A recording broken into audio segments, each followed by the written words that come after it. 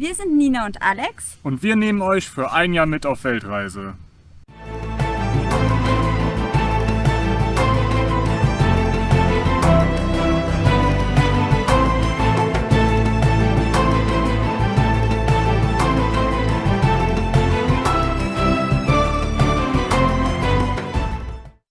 Hi, herzlich willkommen zur Folge 6 bei den Angsthasen auf Weltreise. Heute mit dem zweiten Teil zu Valladolid. Valladolid war für uns ein ganz besonderer Ort. Wir haben uns da total wohlgefühlt. Wir hatten ein sehr schönes Hotel und haben von dort aus ganz viele Ausflüge unternommen. Unser Hotel war auch ganz typisch im Kolonialstil gehalten. Wir haben uns dort sehr wohlgefühlt. Wir haben dort morgens schön gefrühstückt, im Pool auch mal einen schönen Cocktail genossen. Die Leute waren einfach klasse. Es war alles tippitoppi und deshalb Daumen hoch für Valladolid. Auch. Und alles drumherum.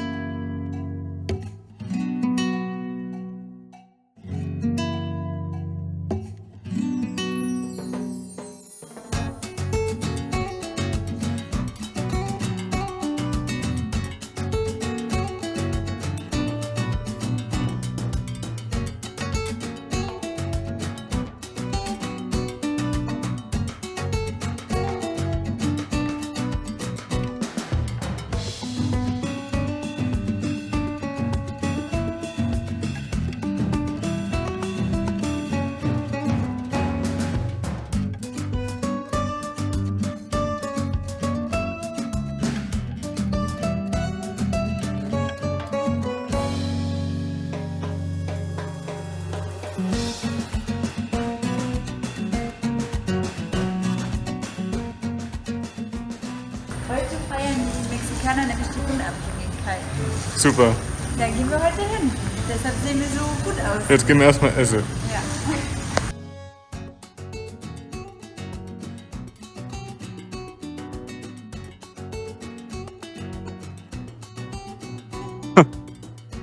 Also das mexikanische Essen ist wirklich super lecker und wir sind voll happy hier zu sein.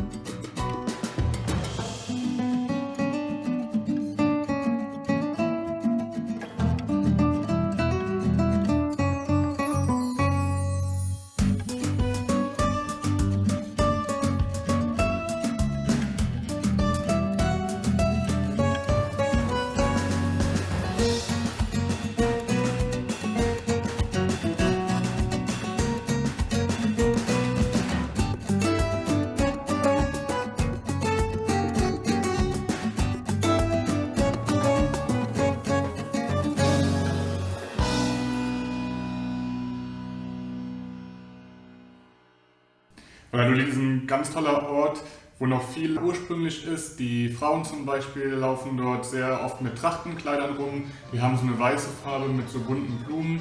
Und wir fanden das sehr schön, dass das dann so ein bisschen weniger touristisch war, aber trotzdem touristisch genug. Etwas ursprünglicher. Also wenn man abends herumgelaufen ist oder auch am Tag, dann hat man auch viele Einheimische getroffen und sie einfach gesehen, wie sie leben. In der heutigen Folge erzählen wir euch über die archäologische Stätte Ekbalam. Die heißt Schwarzer Stern oder Sternjagor, je nachdem wie man es ausspricht und übersetzt.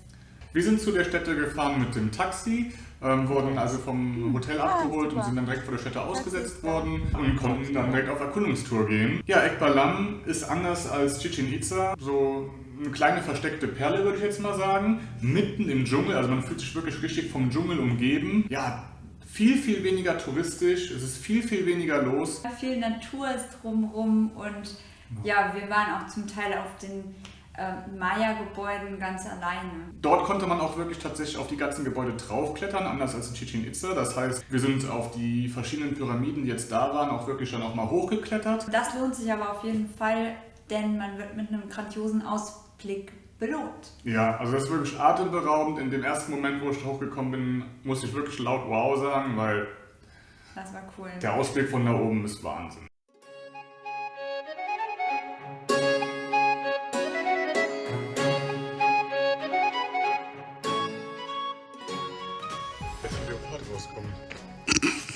Ja, wir sind hier im Dschungel. Als Knacke mal. Ein Leopard knackt nicht. Ja, wirklich.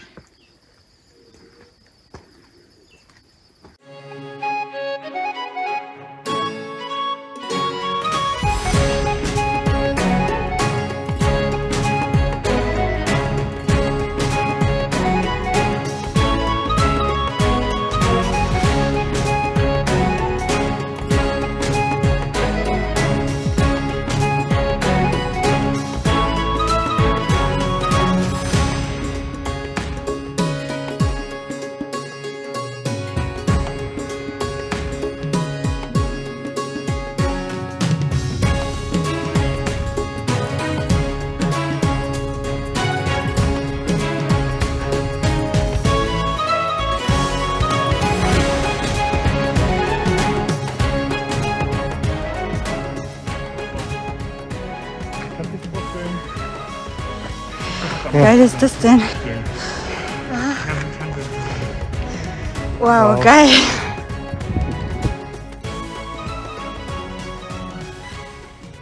Juhu. Echt richtig schön hier in Ekbalam. Krass. Fast keiner hier. Ja, und mitten im Dschungel. Das ist halt richtig einmalig.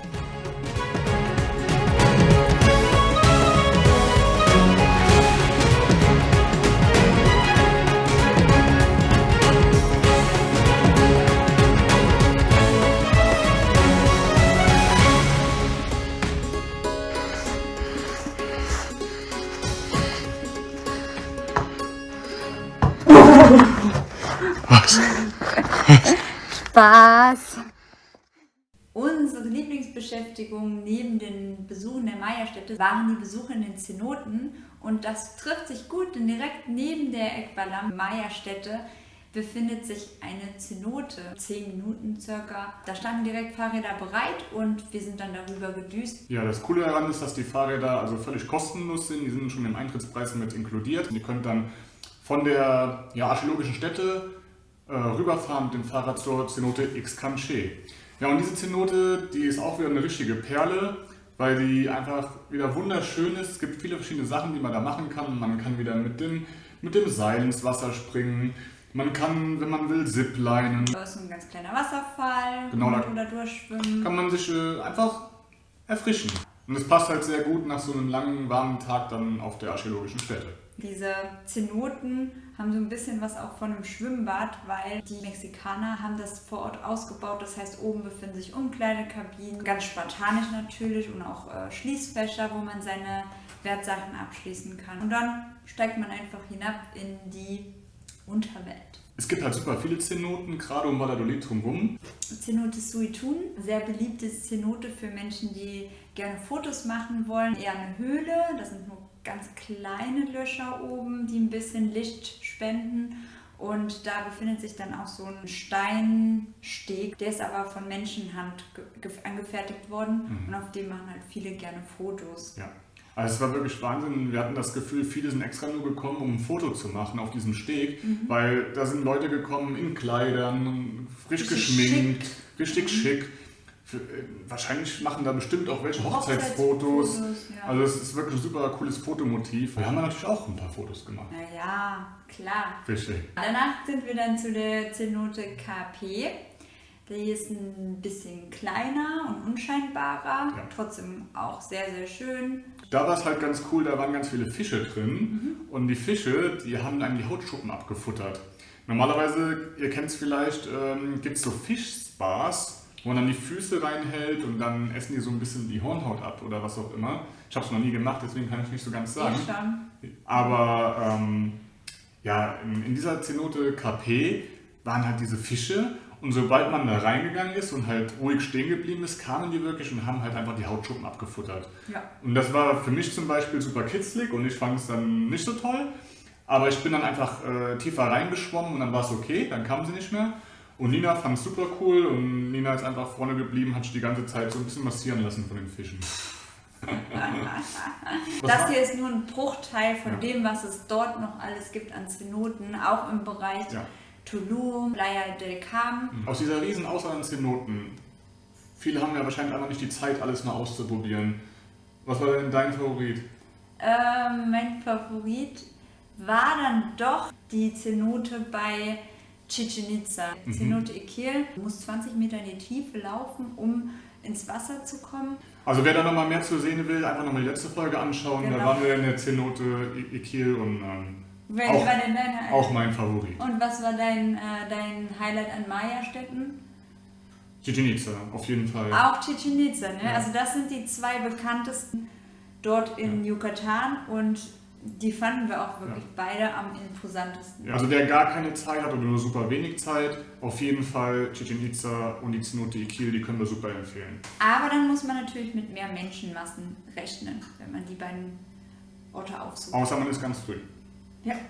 Ja, um das Thema Valladolid so ein bisschen abzuschließen, wollen wir einfach nochmal unsere Gedanken mit auf den Weg geben, wie wir es dort vor Ort fanden. Also Valladolid war ein super Ort für uns, uns hat es sehr gut gefallen. Es war so der erste Stop, an dem wir länger geblieben sind. Nicht nur, weil man so viel machen kann in Richtung Maya-Städten, Cenoten, etc., sondern auch einfach, weil man vor Ort lecker essen gehen kann oder aber auch, weil man, wenn man möchte, auch mal in eine Bar gehen kann. Und halt einfach viel Kulturelles mitkriegt. Oder auch kleine Clubs haben die dort auch. Und es ist halt auch so eine typische Kleinstadt, ist nicht zu groß. Man kann dort umherflanieren und sieht schöne Orte, schöne Plätze. Und ja, wir fanden es für uns super. Und wir hatten keinen Stress vor Ort. Ne? Wenn man jetzt in so großen Städten ist, dann ist es ja manchmal ein bisschen viel. Nee, aber Valladolid top. Wir haben uns dort auch sehr sicher gefühlt. Genau. Man fühlt sich natürlich auch wohler, wenn man einen coolen Schlafplatz hat, wenn man eine tolle Umgebung hat, in der man nächtigen kann oder in der man sich wohlfühlt.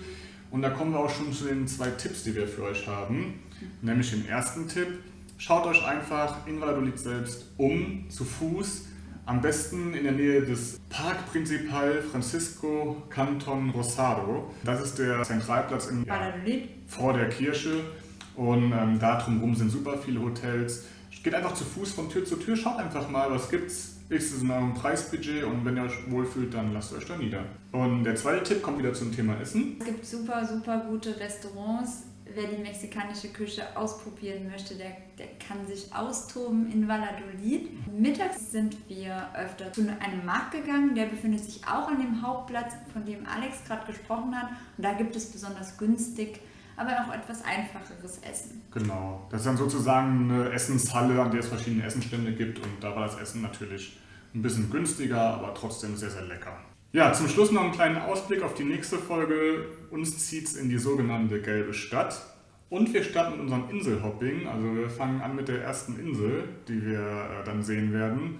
Und ja, um was es da genauer geht, das seht ihr dann in Folge 7. Genau. Bis zum nächsten Mal und danke fürs Zuschauen. Tschüss! Ciao!